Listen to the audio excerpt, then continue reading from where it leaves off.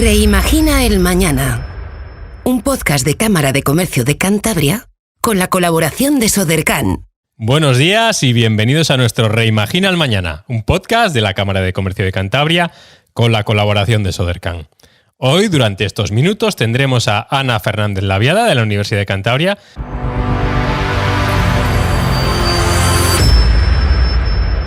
Como comentábamos en la presentación, hoy tenemos con nosotros a Ana Fernández Laviada de la Universidad de Cantabria, presidenta del Observatorio de Emprendimiento en España y directora del proyecto GEN y del proyecto Junius en Cantabria.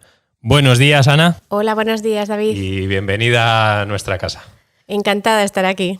Hoy vamos a hablar sobre datos de emprendimiento en Cantabria y en España, porque vosotros preparáis un informe de emprendimiento con datos muy interesantes que a veces nos sorprenden. No conocemos la realidad del emprendimiento ni en Cantabria ni en España, o no conocemos la realidad del emprendimiento para hombres o para mujeres. Cuéntanos un poco cómo trabajáis y esos datos destacados que tenemos en los últimos años también con la pandemia, que han hecho que algunas cosas cambien, ¿verdad?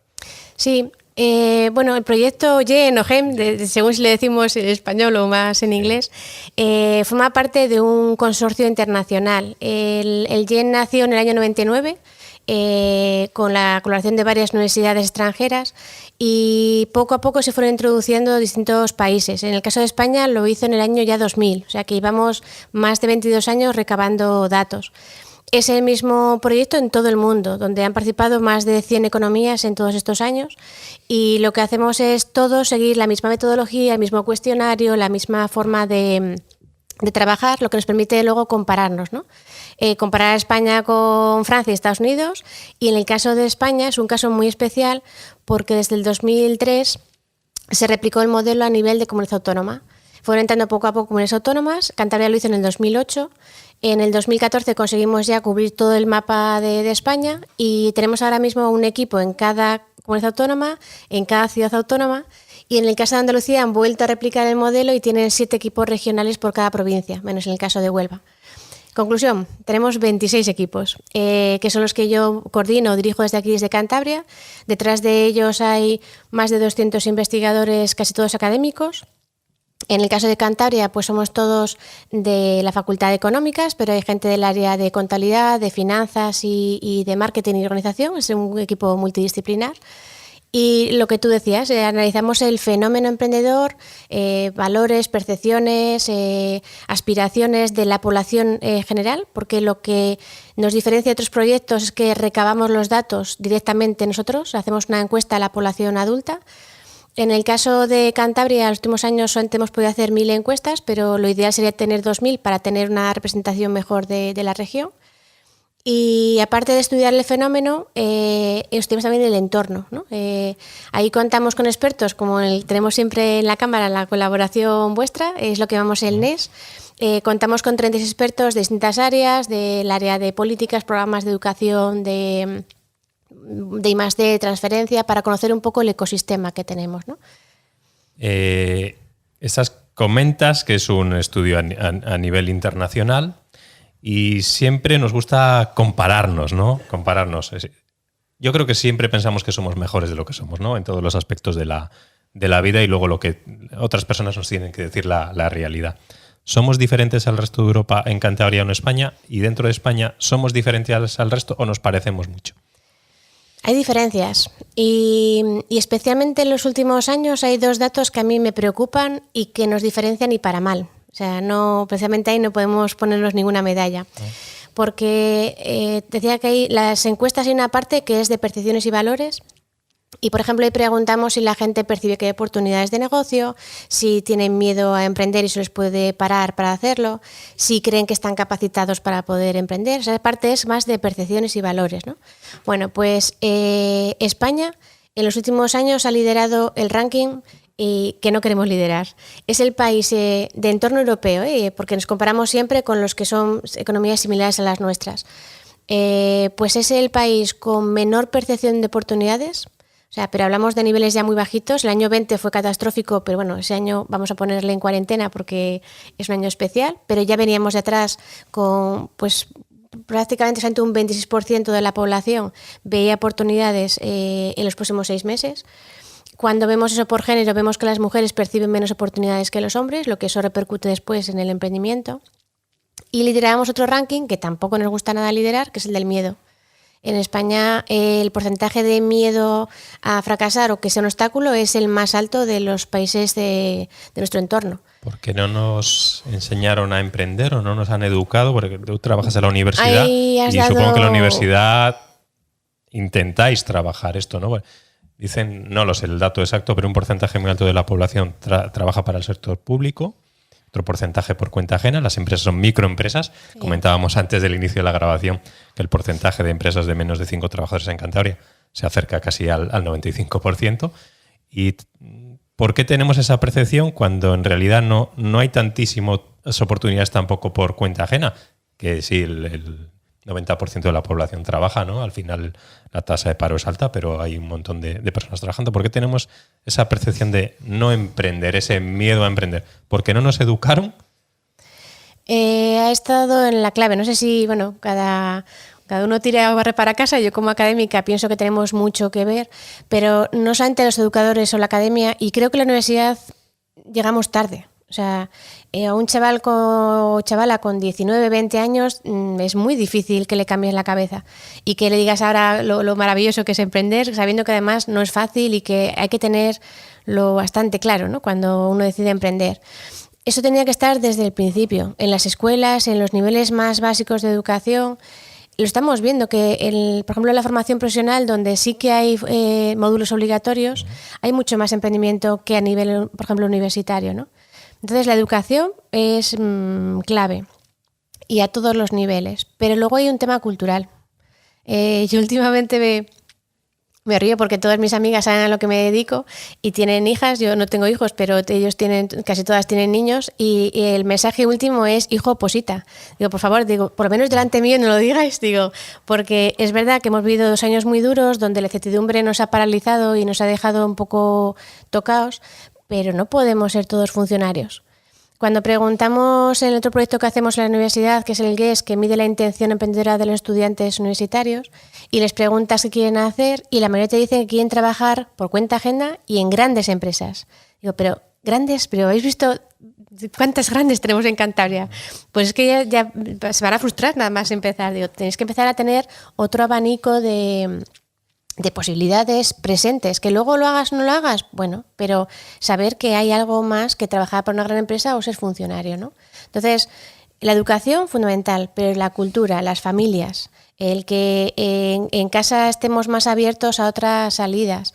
Pues también te pasa con la formación profesional, ¿no? Parece que está denostada, no conseguimos que la formación profesional sea reconocida con el valor que tiene que tener, y eso estresa en las casas, donde a ver, que yo trabajo en la universidad y soy profesora de universidad, pero no todo el mundo tiene que ir a la universidad.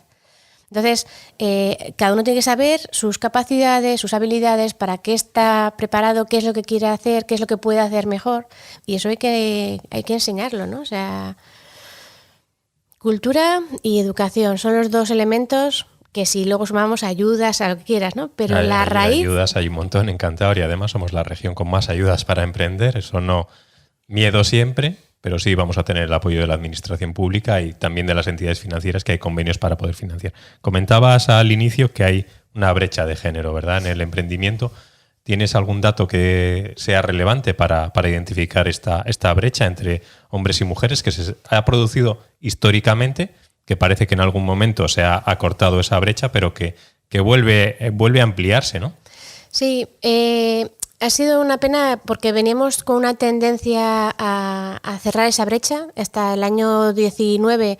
De hecho, España, ahí sí que estábamos orgullosos de ser el país con menor brecha de género, pero la pandemia ha hecho mucho daño. Entonces, en el año 20, que tuvimos que retrasar la recogida de datos a septiembre, se notó cómo esa brecha crecía, y especialmente en Cantabria. En Cantabria se notó un montón la caída del emprendimiento femenino.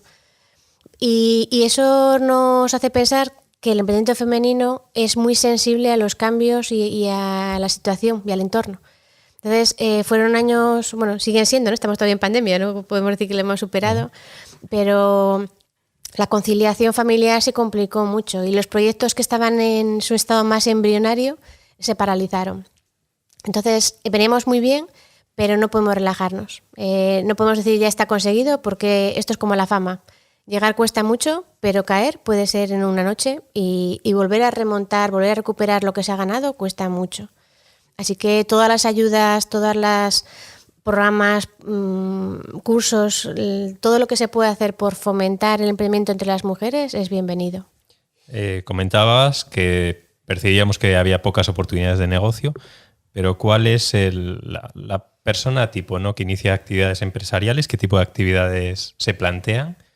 Y yo creo que ya lo hemos contestado. Entendemos que prácticamente todos son microempresas, ¿verdad? El planteamiento inicial para poder iniciar actividad por la situación en Cantabria, por la situación económica y por el tema cultural de que no nos gusta agruparnos, ¿no?, colaborar, y que siempre vemos, bueno, lo inicio yo porque además el otro no le veo yo muy convencido, ¿no? Por lo que comentabas antes de las padres, madres con sus hijos, ¿no? Sí.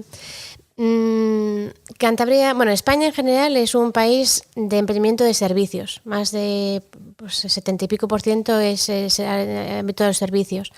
Las mujeres aún más, vamos a 85 o más en sector servicios.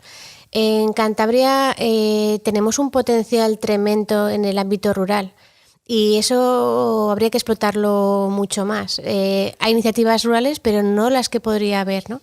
Entonces, hay mucho autoempleo y tenemos un emprendimiento de alto potencial bajito. Entonces, bueno, pues ahí es donde tenemos que poner toda la carne en el asador. ¿Poco innovadores? Poco innovadores, con poco uso de tecnología avanzada. Y entonces, si tenemos proyectos de poca envergadura, con poco capital inicial, poco innovadores y con poco uso de tecnología, pues nos vamos a proyectos muy chiquitines, con poco capacidad de crecimiento, con poca generación de empleo. Entonces, bueno, podríamos decir que es más hasta ahora, estos últimos años, un emprendimiento más por necesidad, ¿no? Ya no lo hacemos así, antes dividíamos claramente necesidad de oportunidad, ahora lo comparamos si es porque en el mercado laboral no da otras salidas, si es por aumentar los niveles de ingresos, si es por seguir una tradición familiar o si es por cambiar un poco el mundo, ¿no? Y la mayoría, más del 75%, lo hacen porque no encuentran una salida en el mercado laboral.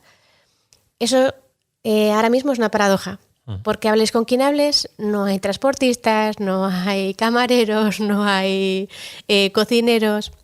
Entonces, bueno, habría que ver qué es lo que está pasando, ¿no? Y qué es lo que estamos haciendo mal, cuando sí que hay trabajo, pero luego la gente no... Algo está pasando, ¿no? Ahí tenemos una paradoja curiosa. Efectivamente, los salarios son tan bajitos que desmotiva muchas veces el trabajar, pero yo sigo pensando que el emprendimiento puede ser la clave para dar el salto hacia lo que necesitamos, lo que queremos, ¿no? Una persona que quiere emprender, hablábamos antes de comenzar sobre la inversión que tiene que realizar, ¿no? ¿Tenéis estudios sobre la inversión necesaria media, ¿no?, para poder iniciar un pequeño proyecto empresarial, que son los que se están iniciando? Sí, dentro del observatorio preguntamos a los emprendedores, porque una parte del estudio es la población en general, pero luego nos centramos en los emprendedores, ¿no? En el GEN entendemos el emprendimiento como todo un proceso, desde el potencial que se lo piensa hacer los próximos meses, a los que están ya en ello. El emprendedor para nosotros tiene que tener menos de 3 años y medio, de 42 meses, o el que está ya consolidado, ¿no? Entonces, les preguntamos a esos emprendedores cuánto dinero han necesitado, pues depende, ahí sí que varía mucho a nivel nacional y a nivel regional. A nivel regional, en Cantabria, son proyectos de menor envergadura, o sea, son, bueno, pues ahora mismo el dato de Cantabria exacto, pues tengo en la cabeza más los datos ahora de mujeres, pero bueno, voy a usar los de mujeres. Por ejemplo, el promedio de emprendimiento femenino está en torno a los 67.000 euros. Es el promedio, Es alto, sí. que es bastante alto, pero antes de que nadie se asuste, son promedios. Vamos a coger otro dato que es mucho más fiable o más claro, que es la moda, ¿no? O sea, la cantidad que más mujeres han necesitado para emprender, y está en torno a los 10.000, 15.000 euros. O sea que la mayoría con 10.000, 15.000 empiezan. Ahora mismo tenemos también un mensaje confuso, porque cuando decimos que con la nueva ley que está en trámites se va a poder crear una empresa con 1 euro, pues la puedes registrar con 1 euro. Puede no ser bueno, ¿no? Esto que se va a ver en las noticias eso en es, que hay que próximos tener días. mucho cuidado porque la gente pues los mensajes los toma como los toma a veces. Capital social. Que te puedas registrar por 1 euro no quiere decir que con 1 euro puedas empezar nada, ¿no? Y sobre todo si vas a una entidad financiera a pedir financiación, yo apuesto 1 euro y te pido 60. Y te pido 60 y además no me pidas condiciones ni avales. Entonces, es un poco para agilizar, entendemos la norma, agilizar el proceso y que se inicien, ¿no? Por la caída de constitución de sociedades mercantiles, sobre todo en Cantabria en los últimos años. Sí, pero bueno, sí que es bueno que la gente sepa, pues de media cuánto puede necesitar para arrancar. Sí que vemos que en España la mayoría, y especialmente las mujeres, tiran de recursos propios, de las famosas 3 Fs además, ¿no? De los Family, Friends and Fools, pero especialmente con recursos propios y recurre menos a entidades financieras. Y que de esos 60 y pico mil euros, 5.000 pueden venir de ayudas. Luego, uno no puede empezar un negocio pensando que va a vivir de subvenciones ni de ayudas y tiene que pensar que necesita un colchón importante para empezar. No tiene que ser grandes cantidades, pero ¿cuántas veces vemos que negocios que empiezan y cierran a los 3 meses porque no han hecho números? Plan de negocio fundamental al inicio. En algunas culturas no dicen no es necesario, ¿no? Por el que hay más oportunidades, ¿no? O el emprendimiento o el fracaso se trata de otra manera. Aquí lo vemos fundamental, sobre todo en Cantabria, hacer plan de negocio, ver mi propuesta de valor, si realmente soluciona un problema, y quién es mi cliente, que muchas veces no lo sabemos, ¿no? El número de clientes que pueden consumir nuestro producto. Para finalizar esta parte, supongo que los expertos nos recomiendan alguna cosa, ¿no? Porque si nos van las cosas mal, vamos mejorando muy poquito a poco. ¿Tenéis alguna recomendación para mejorar esta situación que vivimos de emprendimiento? Esa otra parte que os decía, que es los expertos, les preguntamos un poco también por qué recomendaciones darían. Y hay 3 que se repiten todos los años. Puede cambiar el orden más o menos, pero se necesitan más políticas y sobre todo programas que aterricen esas políticas para ayudar al emprendimiento. Pero el tema cultural y educación creo que es uno de los básicos. Desde edades tempranas. Desde edades tempranas, a todos los niveles. Y yo empezaría por educar a los educadores, porque si lo vemos en las facultades, ¿no? Alguien que viene, por ejemplo, económicas, si le preguntas por qué ha elegido económicas, hay 2 respuestas que se repiten mucho, ¿no? Porque mi padre es economista, mi madre es economista, o sea, las mamás en casa. O porque el profesor que me dio la asignatura me gustó y me motivó y fue un referente para mí. Entonces necesitamos que tanto en las familias como en el nivel educativo que sea, eso esté más presente. Sí, no es llevar difícil. También a emprendedores a la universidad que expongan sus proyectos, sus miedos y cómo resolvieron esas ideas. ¿Se está trabajando o sería una buena opción? Se trabajó más antes, pero yo sería algo que intentaría meter urgentemente. La gente necesita referentes. Y no vale que tú veas un chaval que en un garaje en Estados Unidos montó un imperio. Uno de 5.000 millones. Claro, tienes que ver a alguien del pueblo de al lado que tenía a sus padres una ganadería y que ha decidido invertir en innovación y ahora en lugar de hacerlo como lo hacía su padre a mano, pues han metido chips a las abejas, yo qué sé. O sea que innovación, tecnología... Y que la gente vea que es posible, pero posible por uno que tienes al lado, un vecino tuyo o uno de la ciudad de al lado, alguien que ves tú que es como tú y dices tú, pues si este puede, ¿por qué no voy a poder yo? Eso es. Ana, en los próximos días se presentará el informe nacional y ¿tenéis algún otro informe que se está preparando, ¿no? ¿Novedades en el mundo rural? Sí, el nacional se presenta el 2 de junio, es en Madrid, en la Fundación Mafre, que nos cede el auditorio, pero se puede seguir por streaming, o sea que todo el mundo está invitado el día 2 de junio. Entrando a la página web del observatorio tendréis el enlace en breve. Pero después tenemos el día 22 en la RADE, en la Real Academia de Doctores en Madrid, se presentará el informe que estamos haciendo para el Observatorio Mafre de Finanzas Sostenibles sobre emprendimiento rural. Muy potente en Cantabria. Tremendo. La verdad es que cuando hemos hecho el estudio, es un estudio de ámbito nacional porque no se podía hacer por todas las regiones igual, porque no todas tenían la misma muestra de emprendimiento rural, pero Cantabria sí que la tiene. O sea, tenemos De los 1000 encuestados al año, proyectos, pues tenemos una TEA en Cantabria del 6%, pues hablamos de unos 60 emprendedores, pero un porcentaje muy alto son del ámbito rural. Tenemos mucho potencial. No sé cómo decirlo más alto, más o lo claro. aprovechamos, las oportunidades, ¿no? están. Lo que hace falta es ayudar y ayudar de verdad y que la gente. Yo tengo muchos alumnos que cuando ofrezco los trabajos fin de grado siempre ofrezco emprendimiento rural, femenino. Y en el rural siempre se me apuntan chicos que vienen del ámbito rural, ¿no? Y que dicen, es que mi padre tiene un montón de terrenos que no usamos. Es que mi madre ha tenido una ganadería que es continuar esos negocios, pero que no pueden seguir como eran antes. Y luego con Coca-Cola hicimos este año, ligado a Gira Mujeres, el informe que salió hace poquito publicado de emprendimiento femenino. Y para este año nos han encargado emprendimiento femenino, pero del ámbito rural. Así que en noviembre se presentará con los premios que organiza Gira Mujeres el nuevo informe de emprendimiento femenino rural.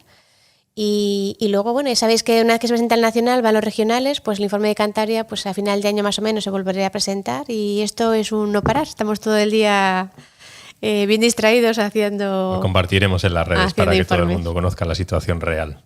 Pues muchas gracias, Ana, por estar aquí con nosotros. Nos escucharemos a lo largo del año y seguro que el año que viene, cuando tengamos ese nuevo informe YEN, volveremos a hablar. Muchas gracias. A vosotros.